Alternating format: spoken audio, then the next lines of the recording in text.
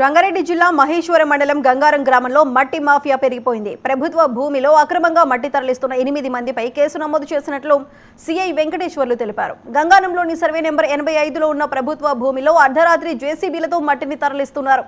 సమాచారం అందుకున్న పోలీసులు అక్కడికి చేరుకొని మట్టి తరలిస్తున్న హిటాచీ వాహనాన్ని సీజ్ చేశారు.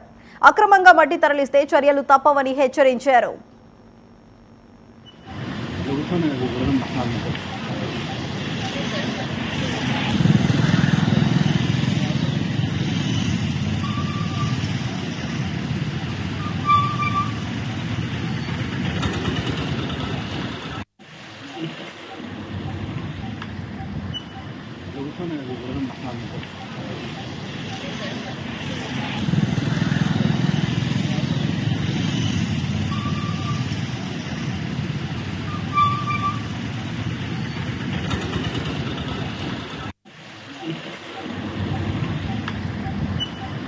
여기서는